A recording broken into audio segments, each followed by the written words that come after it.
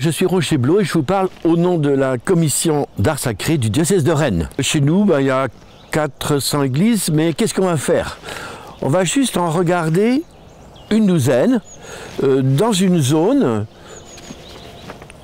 ordinaire, on pourrait dire. 12 églises ordinaires dans une zone ordinaire. On va en oublier aucune. Voilà mon petit projet. À gauche, c'est la Mayenne. À droite plutôt. C'est Mayenne. Et à gauche, c'est Rennes. Alors ici, c'est Mont-de-Vert.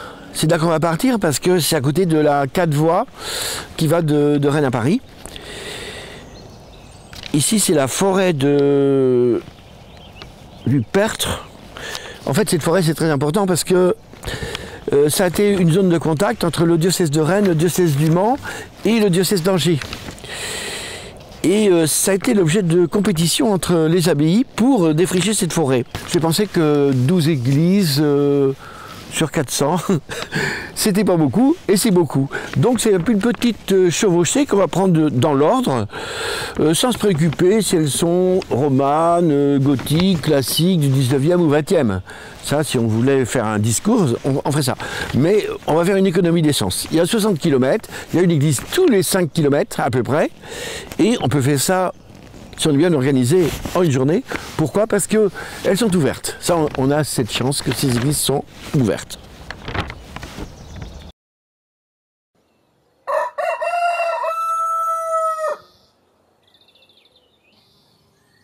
Eh bien, la première église, c'est Mont-de-Vert.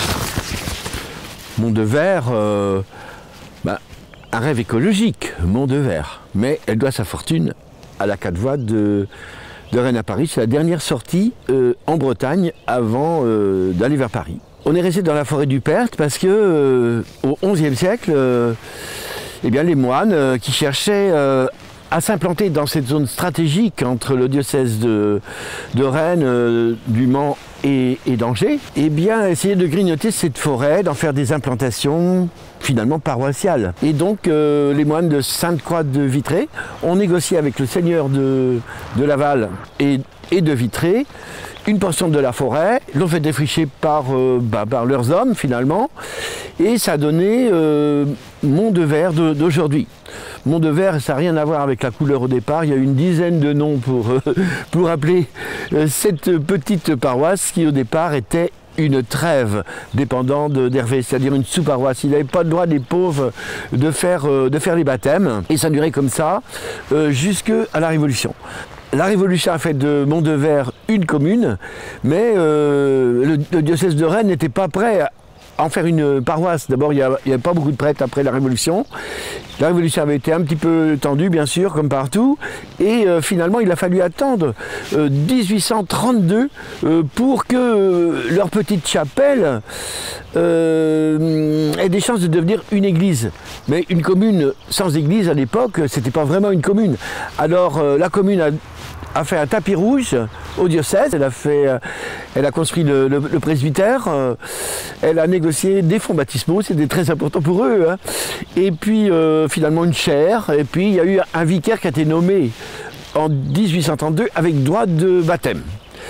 Le premier baptême, ça a été une petite fille, Angélique Fouillet. Je ne sais pas si elle a des descendants à Mont-de-Vert, il y a des Fouillets encore à Herbré, j'ai vu ça. Et puis finalement, en 1839, ils ont nommé un recteur. Ça y est, on avait une paroisse de plus. Le recteur était du Perth à côté. Tous les paysans ont retroussé leurs manches. On va faire une église. Ils ont été chercher un maçon du coin, un charron, un menuisier du coin. Et puis, en 1840, l'église était construite. On avait surélevé les murs de la chapelle. On l'avait allongée de 6 mètres à peu près. Ça faisait une église correcte. Après, ils ont mis le paquet sur le mobilier, vous allez voir. Oui, voilà la petite église toute simple dans son cimetière, hein. Mais vous allez être surpris, quand on entre à l'intérieur, c'est beaucoup plus opulent, on pourrait dire presque Louis XIV. Et effectivement, ce qui me plaît beaucoup dans cette église, c'est notre dernier ensemble classique mais complet avec les toits retables, le confessionnal, les boiseries. Tout ça c'est fait par finalement deux personnes, deux vitrés un peu oubliés. Le menuisier Jean-Baptiste Chevelière, très minutieux, perfectionniste, et puis son guide qui était Armand Galbrin, qui était professeur au collège de Vitré, hein, et qui est l'ancêtre de Brigitte Galbrin, qui s'occupe du patrimoine dans la Manche. Ils avaient commencé par l'hôtel de la Vierge, ensuite ça a été le maître-autel, et puis l'hôtel de Saint-Joseph.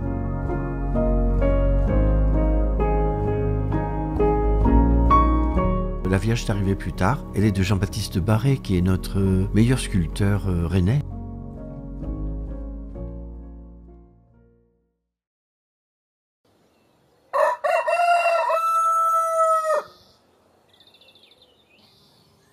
Eh bien nous voilà à Bréal-sous-Vitré, un petit coin de Douce-France.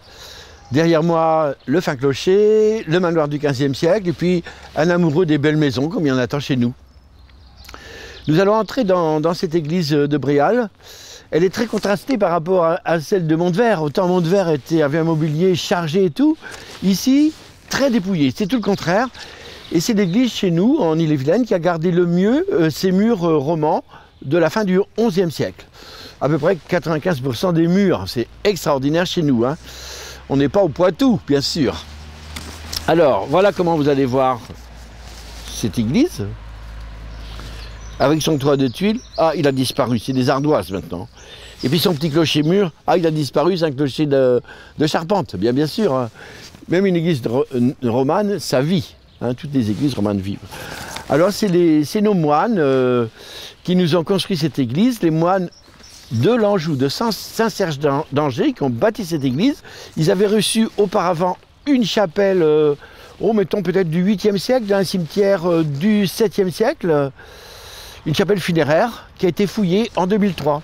Après maintes négociations avec l'abbaye Pointe-Vigne de Saint-Join-de-Marne, ils ont réussi à être les maîtres du lieu et ils ont fait ici une église exemplaire des églises de la réforme grégorienne, comme on dit, qui a marqué le triomphe des moines dans l'église catholique romaine.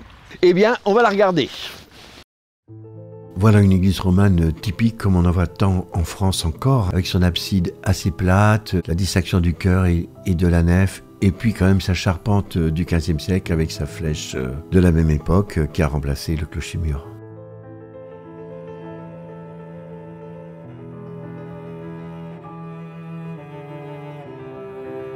Bien sûr, les fenêtres qui étaient très étroites au départ ont été conservées juste dans l'abside et dans le mur nord. Ici, au sud, elles ont été élargies, surtout au XIXe siècle. Et puis, le porche a été ajouté aussi au XIXe et reconstruit en pierre au XXe siècle. Et juste à la fin du XXe siècle, un artiste bénévole de Paris nous a offert finalement cette Vierge de pierre en 1999, en décembre. L'intérieur est d'une grande pureté qui est exceptionnelle chez nous. C'est lié à la révolution de 1960 où on a viré tout le mobilier qui ressemblait en moins bien à celui de Montvert. Et puis on a dégagé les murs, ça a été refait dans les années 90. Les statues sont du Nantais Fréour, la Vierge d'Assomption et Saint-Joseph des années 1960 aussi. L'hôtel de la même époque, 1964. Et puis le sanctuaire, le chœur, qui est resté très très pur. Je rêve un jour que ce soit l'oratoire de prière pour la grande paroisse.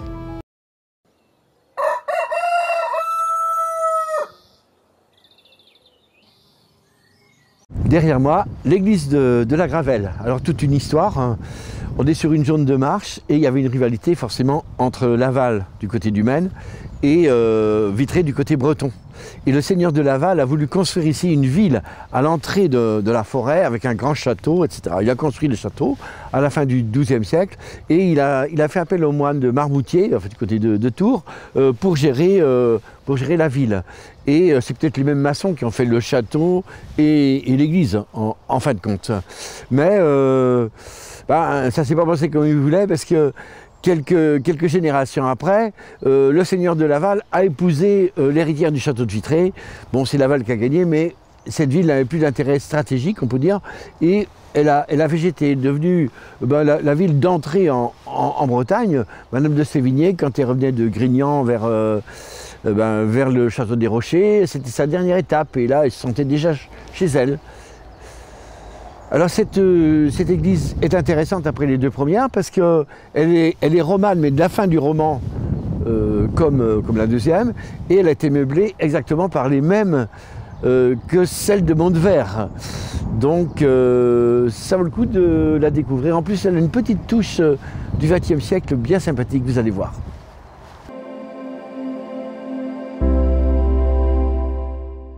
Comme la ville a un peu fait faillite, ben finalement, il y a un moment donné où l'église était trop grande et la nef a été diminuée quasiment de moitié en fait. C'était une nef très très grande avec une tour très puissante, comme vous le voyez, presque défensive, et qui abritait une chapelle seigneuriale avec un petit chœur.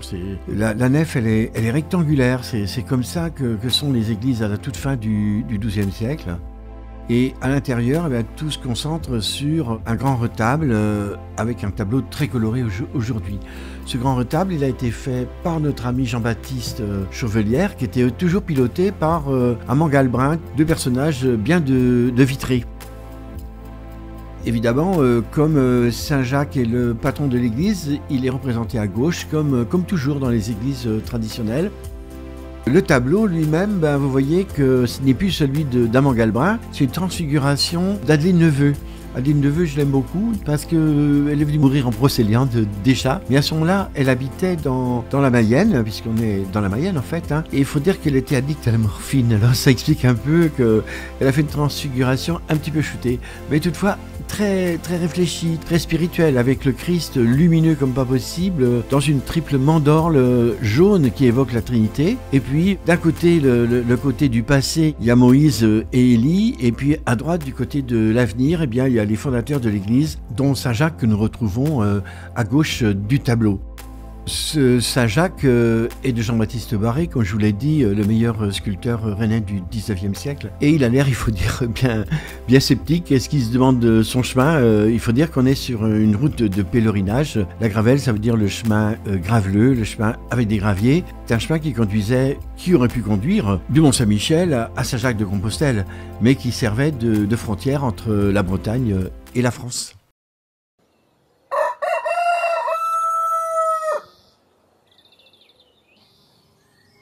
Un paysage horizontal et une flèche très verticale.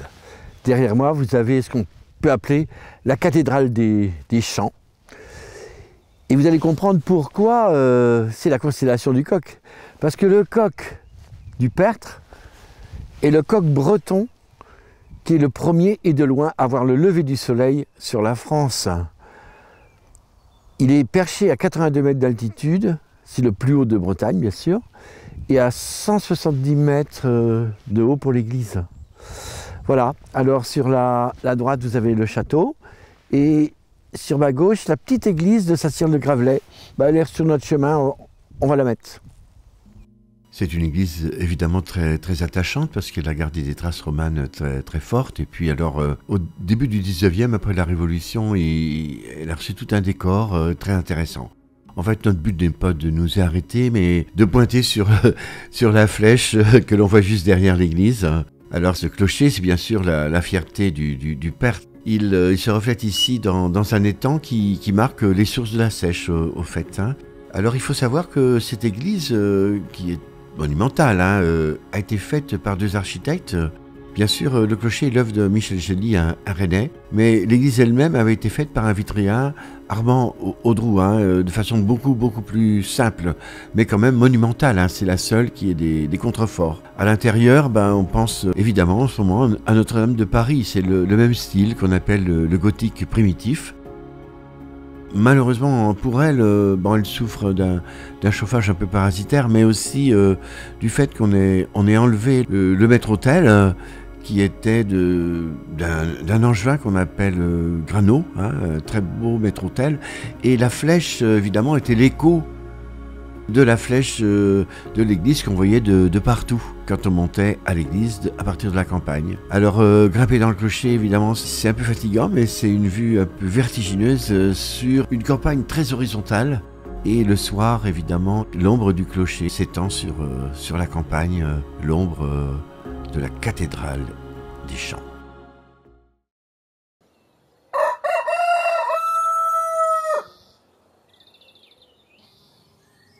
Bien, nous voilà à Brielle. On dirait une petite église standard des églises du 19e siècle. Mais quand même, vous allez être surpris de son élégance, son harmonie. Le recteur, lui, il a ruminé son affaire pendant des décennies parce que les recteurs, il était à vie à cette époque-là. Il pouvait rester 50 ans dans le village. Et il a mis sur pied cette histoire. Il allait chercher le meilleur architecte qu'il connaissait et puis le meilleur sculpteur qu'il connaissait. Ils ont fait une belle église. En plus, avec des reliques impressionnantes.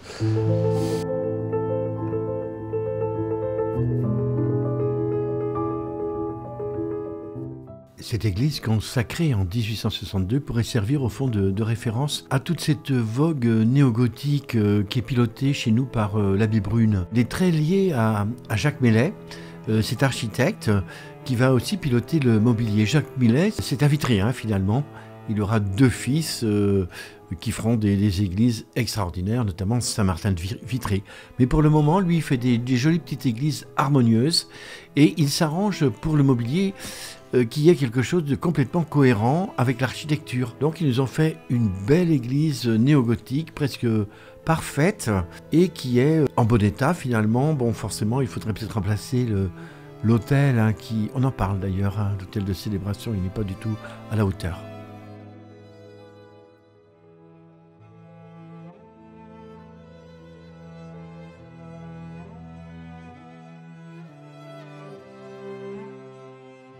Mais la gloire de Brielle, ce sont d'avoir les reliques de Sainte Anastasie. Sainte Anastasie de la prière eucharistique traditionnelle, une martyre qui avait sa basilique à Rome, une des plus anciennes basiliques même de Rome. Alors comment ces reliques, qui sont là depuis plus de 500 ans, sont arrivées à Brielle?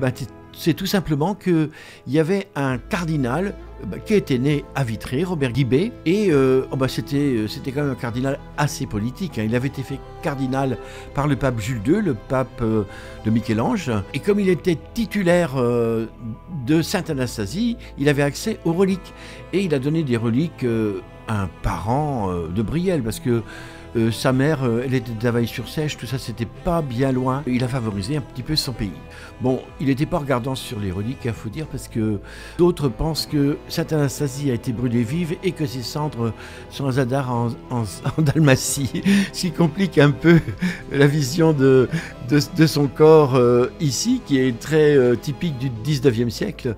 Et puis en haut de la chasse, vous voyez qu'il y a un petit plateau, c'était pour mettre le reliquaire lors de processions extraordinaires. Les gens de Brielle étaient aussi des fervents de Lourdes, et ils ont une raison particulière parce que en 1937, je crois, il y a un enfant de Brielle qui a été guéri miraculeusement.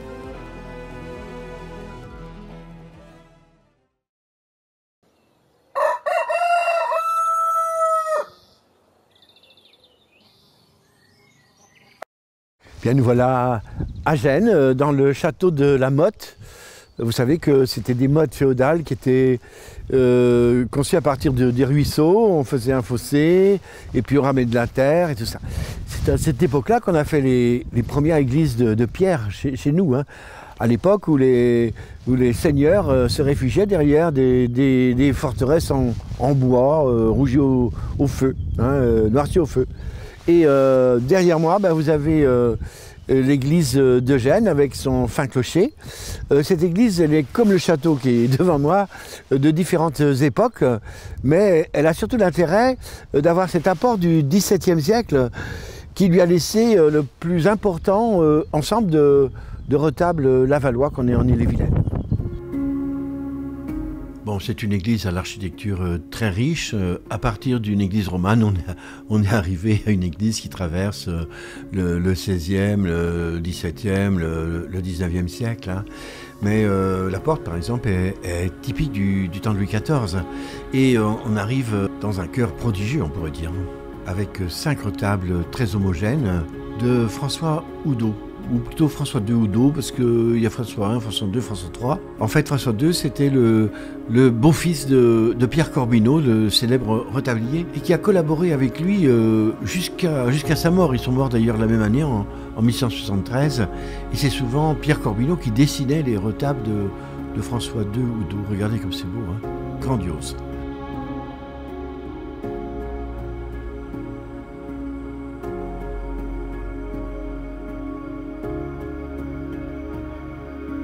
Cinq retables comme ça, avec des portes qui sont intégrées dans les retables. Bon, chez nous, c'est complètement exceptionnel. On voit ça que dans les grands châteaux. Ici, dans un des retables d'entrée du chœur, une belle statue qui n'a pas de polychromie, c'est dommage. Elle est de Léger Plouvier, c'est un sculpteur du XVIIe siècle, angevin. Et puis là, c'est à côté de la chaire. Bon, c'est assez sympathique. Une présentation de Sainte Thérèse, de l'Enfant Jésus, avec l'Enfant Jésus en dessus. Et là, on sort dehors, une croix du XIVe siècle quand même, c'est exceptionnel chez nous, hein, avec le chevalier qui prie au pied du Christ.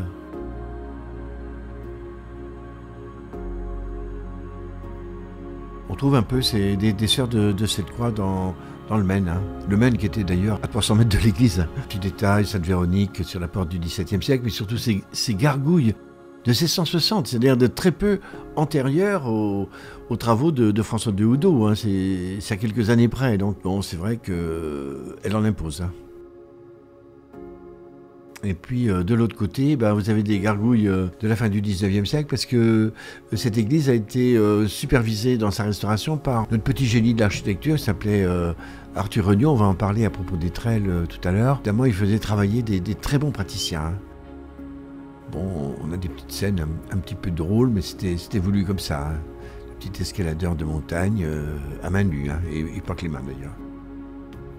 Ou bien un personnage un peu sanguinaire qui fait penser peut-être à Garibaldi, je ne sais pas à qui, enfin ils en voulaient à quelques personnes à ce moment-là. Ou bien alors on finit par le penseur.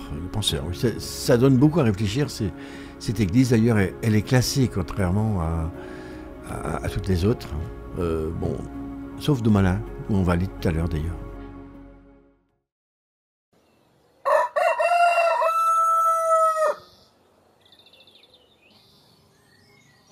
Eh bien, nous avons tout d'un coup changé de pays. Je me retrouve devant la cathédrale d'Orvieto, à moins que ce soit celle de Sienne, ou même de Florence, tiens.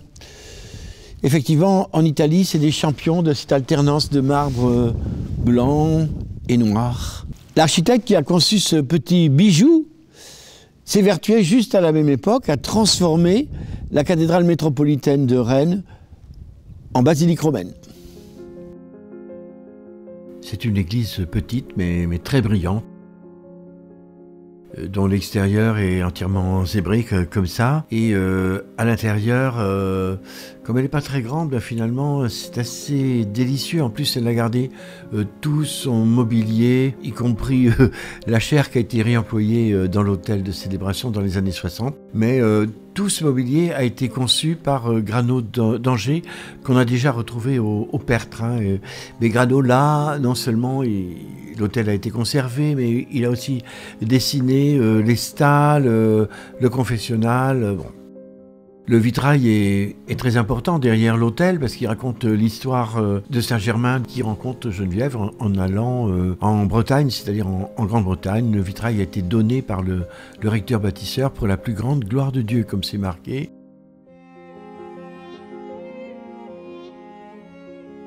Quant au vitrail de la Vierge et celui de Saint-Joseph en pendant, bon, ils sont aussi très très fins, avec plein de statuettes sculptées par ce prolifique Grano. Mais regardez, la Vierge, elle est quand même très pure, hein, très belle en fait. Ça mériterait bien sûr un petit rafraîchissement.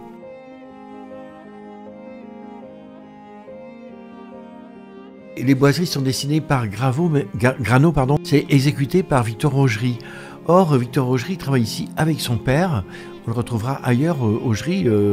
On l'a retrouvé au Pertre d'ailleurs, hein, puisque c'était le neveu du recteur. Il avait 18 ans. C'est lui qui a fait les sculptures des apôtres et par exemple les sculptures des confessionnaux. Ici, l'enfant prodigue qui retrouve son père. C'est un dessin de Grano, mais exécuté par le jeune Victor Augery.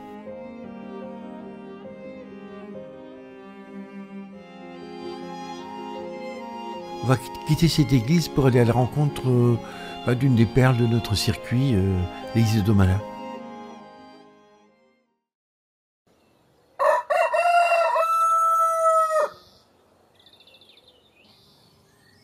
Bien, nous voilà à Domala, c'est-à-dire Dommelène ou Saint-Melaine. C'est évidemment un site très ancien et l'église est passée par toutes les phases romanes, gothiques, classiques, 19e bien sûr. Sa beauté tient au fait qu'elle est en belle pierre dorée comme il y en a dans ce pays, plus au sud d'ailleurs, hein, magnifique ici. Et puis des retables de grande qualité. Bon, ces vitraux, on en parlera la prochaine fois. Bref, Domala, c'est une bonne étape. Évidemment, le clocher, ça fait partie des chefs-d'œuvre de Michel Gély, qui n'a fait que des beaux clochers. Par exemple, celui du Perth qu'on a vu tout à l'heure, ou celui de Balazé, par exemple. Alors, cette flèche, il l'a montée sur une tour du XVIe siècle, ça se voit.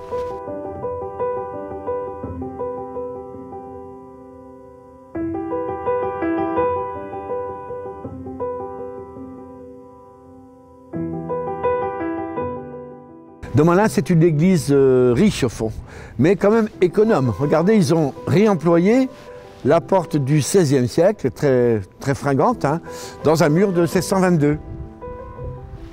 La vraie porte sud est de 1632, ce qui annonce le retable de 1637, un des plus beaux ou le plus beau de Bretagne. L'église a un superbe volume, hein, presque rectangulaire. Évidemment, ça ne s'est pas fait en un jour, hein, c'était une construction patiente. Et elle culmine avec, vous allez le voir, avec son retable. Il faut dire qu'il y a aussi des vitraux, nous les verrons la prochaine fois. Mais le retable de Pierre Corbineau est considéré comme un des plus importants de Bretagne et malheureusement, il est tout le temps dans l'obscurité. C'est dommage, c'est un peu à cause de l'orgue qui a obstrué quelques baies. Il est de 1637, c'est-à-dire du temps de Louis XIII, hein, mais quelques années après, il va servir de modèle au retable de la cathédrale de Laval. Les statues sont de Pierre Tavot, c'est un sculpteur qui s'est formé juste avant la Révolution à Paris et qui a fait ici toutes les statues après la Révolution. Il nous campe ici un Saint-Melaine assez opulent, on pourrait dire. Accompagnant cette œuvre magistrale, il y avait d'autres retables, peut-être 4 ou 5. Hein. Il en reste 2 qui sont de la fin du règne de Louis XIV, de Mathurin-Thé du Châtelier, c'est un retablier assez intéressant. Ces retables sont en marbre pour les colonnes et en bois pour le reste.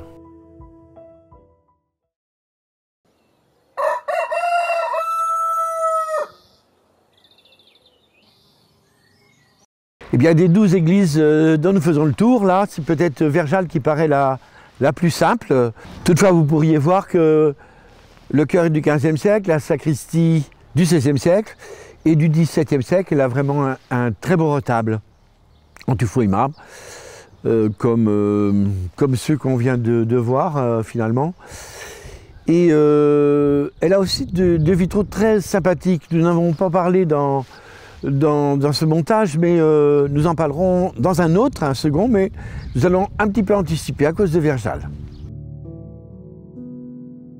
L'église elle-même, bon, bien sûr, elle est surtout des années 1850. Hein, d'ailleurs, la nef a remplacé une nef qui devait être en partie romane.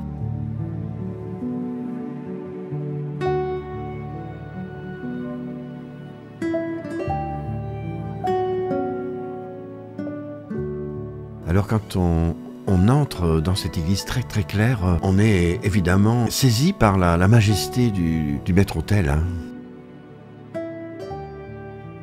Alors ce maître-autel est de François de Houdot que l'on a déjà croisé à Gênes. Mais celui-ci a la particularité d'être sur le modèle de celui de Domala. En fait, il ne faut pas oublier que celui de Domala qui est de Pierre Corbineau l'a proposé aussi à son fils adoptif. Hein. C'est lui qui a donné ce modèle très solennel.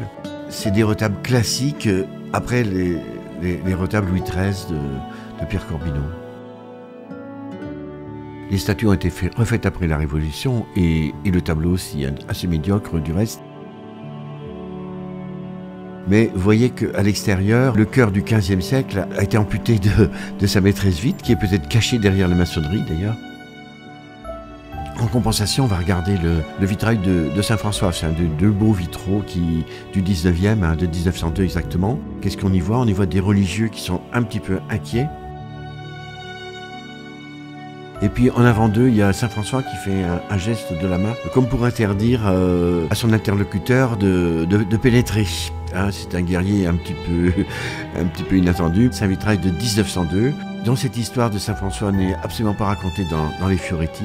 Par contre, en 1902, il y a un problème, c'est que on n'est pas loin de 1905 où les églises vont entrer dans le patrimoine national. Évidemment, on est un petit peu peur de ça, alors on dit attention, pas touche à nos églises. C'est signé de Julien Rouault, le recteur, hein, et qui a fait appel à la confrérie de Saint-François pour financer ce vitrail.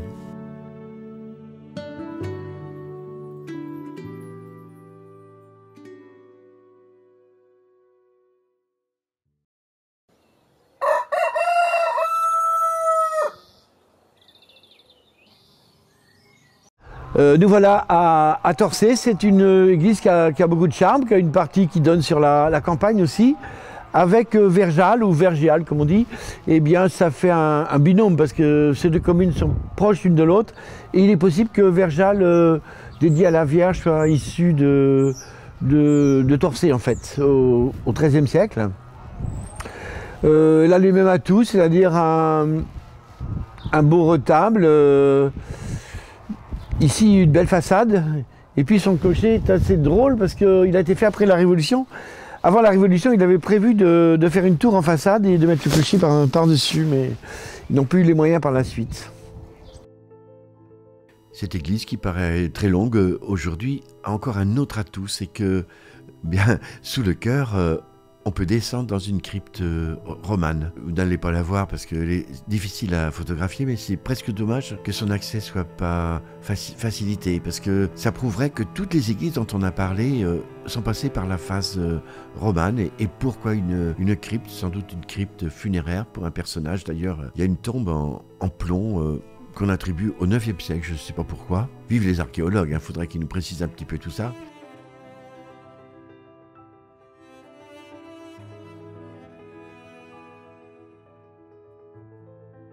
Cette église, tout en longueur, paraît avoir une charpente du XVIe siècle, mais nous allons voir tout à l'heure que c'est un petit peu bidon. Nous pointons sur ce retable qui a la réputation d'être du fameux Pierre Corbineau, mais qui n'est pas du tout de lui en fait. Il est de Michel Langlois, qui était presque aussi bon. Il nous a fait ici une petite merveille de retable, un petit bijou, un retable qui est dilaté par des ailes, comme il avait déjà fait à Couham quelques années auparavant. Celui-là est de 1652. Vous voyez que l'hôtel n'est pas très adapté. La plupart de nos églises, c'est comme ça quand même. Mais là, on continue d'avancer vers le retable de Michel Langlois. Son tableau, parce que le tableau, lui, il est d'origine, comme celui de Malin, par exemple, s'il était restauré. Alors ça représente une scène assez rare, c'est Jésus avec la Samaritaine. Et c'est comme Madame de Sévigné était quand même la patronne, le seigneur de Torcé. Eh bien, je me demande si c'est pas elle qui a proposé ce thème très féminin. En tout cas, c'est pas forcément Madame de Sévigné qui portraiturée ici, parce que le peintre qui s'appelle Charles d'Osmond, qui est un vitréen, un de plus, il s'est inspiré d'une gravure des Pays-Bas.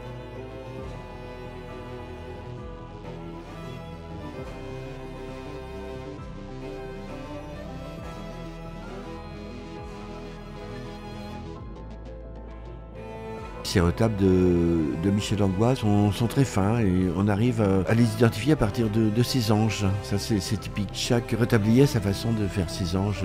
C'est 150, mais il y en a encore dans la tradition de Louis XIII. Et puis vous allez voir dans ce retable qui est du XVIIIe siècle, l'ange est différent. Là, c'est un ange plutôt de la fin du règne de Louis XIV. Bon, les statues sont du XIXe siècle, mais sont de très bonne qualité.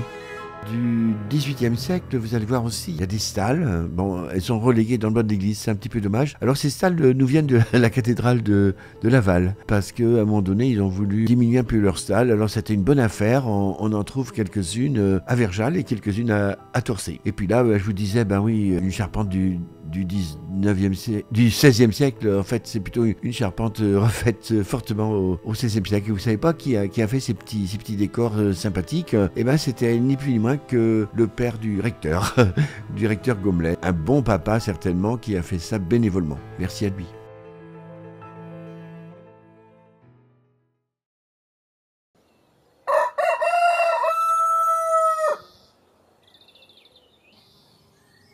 Il nous reste juste deux églises à voir, celle d'Étrelles, derrière moi, et celle d'Argentré du Plessis.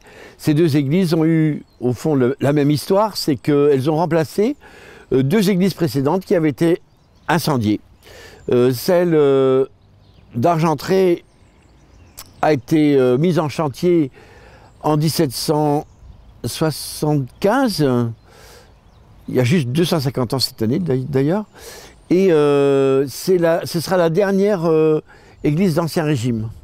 Tandis que celle d'Étrelles sera la première consacrée au XXe siècle. Elle aussi avait succédé à une grande église, un peu comme celle de Daumalin, mais qui avait brûlé. Et elle a été entièrement refaite par un prodige d'architecte en fait, qui s'appelle Arthur Regnault, l'homme aux 50 églises sur 400, c'est quand même pas mal. Hein. Et il en a restauré 50 autres. Donc c'est un personnage très marquant, avec tous ces clochers qu'il a dressés sous le ciel d'Ille-et-Vilaine et même d'ailleurs.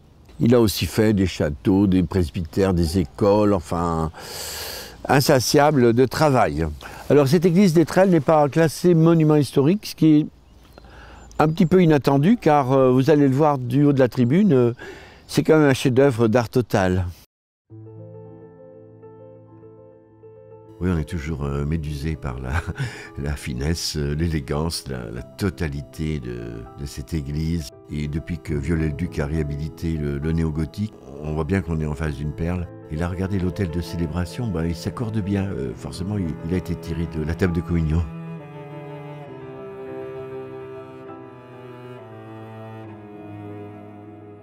C'est une église qui a 5 nefs.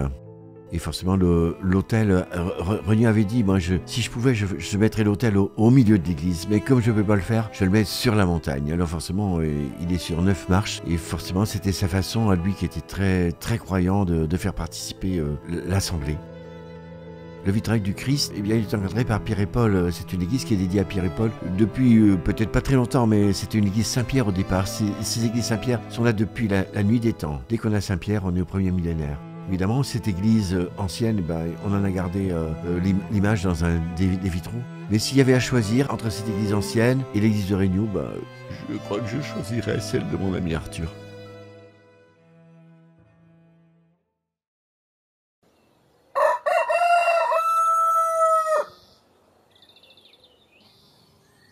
Eh bien, nous voilà arrivés à la fin de notre périple. Ici, à Argentré du Plessis, la ville la plus importante du coin, avec presque 5000 habitants. Et derrière moi, une église qui n'est pas énormément considérée, mais c'est franchement celle qui me fait le plus rêver. De fait, c'est pas toujours donné à toutes les églises d'avoir un livre sur le commanditaire, Monseigneur Jean-Baptiste du Plessis d'Argentré, ainsi que son frère Louis d'Argentré. L'un était évêque de Limoges et l'autre était abbé de Cours. Et il a enseigné l'histoire aux 3 fils de Louis XVI qui vont par la suite devenir eux-mêmes des rois de France. C'est pas mal. On va lui donner très peu de temps après le diocèse de C. Et l'architecte Joseph Brousseau est justement un architecte limousin qui venait de faire le palais épiscopal de l'évêché de Limoges pour un des évêques d'Argentré. Ces 2 évêques d'ailleurs étaient nés au château pas loin d'ici. Joseph Brousseau, c'est un architecte du temps de Louis XVI, donc très intéressant. Et on a toute une correspondance incroyable sur la construction de cette église, parce qu'il a tout géré, un peu comme notre Arthur Regnault gérait la construction des églises, y compris le mobilier.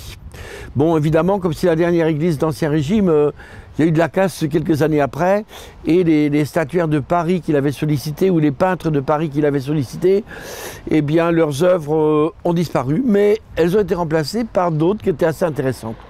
J'ajoute que à cela, l'église a deux atouts supplémentaires. Le seul carillon digne de ce nom qu'on puisse entendre en Ille-et-Vilaine. Je pense le plus beau tableau de maître-autel qu'on puisse montrer en Bretagne.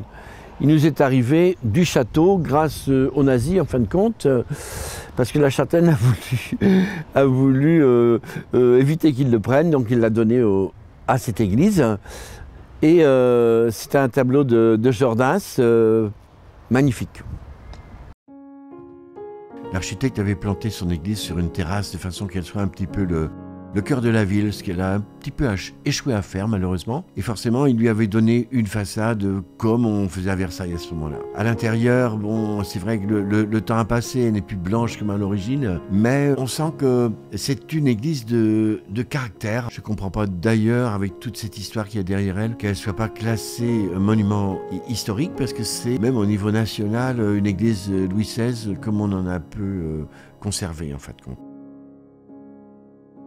Le retable, disons, a été dessiné aussi par l'architecte, de même que les autels latéraux. Malheureusement, il a fallu, comme je vous l'ai dit, remplacer le tableau. C'est un certain Jobert Duval de Paris qui l'a fait, simplement en 1925, c'est-à-dire il y a juste 100 ans cette année. Quant aux statues, elles ont été refaites par notre Pierre Tavot qu'on avait déjà trouvé à Domalin. Ici, elles ont un certain chic, et puis à ses pieds, Saint-Pierre a le coq de la constellation du coq, en fait.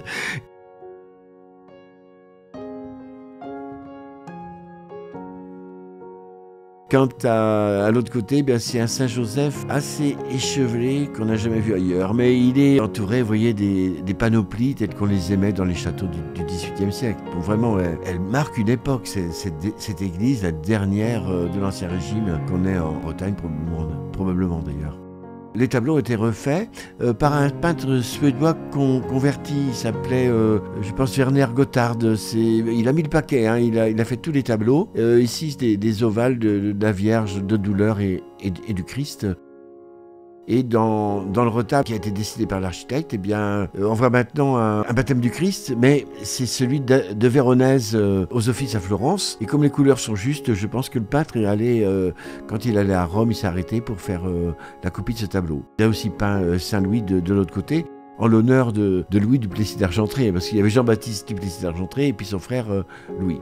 Alors les dernières choses qu'on vous montre, c'est deux statues très belles, hein, de Sainte-Anne et de la Vierge par Jean-Marie Valentin. C'est un petit peu le rival au niveau qualité de Jean-Baptiste Barré, un champion des drapés. Vous ne verrez rien du fameux tableau de Jordaens parce qu'il est tellement calé dans l'ombre, on a fini nos vues un petit peu tard le soir. Alors là, ça ne pouvait rien donner. Mais rassurez-vous, à la journée du patrimoine, il y aura des conférences, une chose exceptionnelle pour marquer les 250 ans de cette église. Et là, vous en aurez vraiment plein la vue sur cette église. Merci de nous avoir suivis jusqu'au bout. Je dis nous, moi et Emmanuel, l'opérateur musclé. Hein.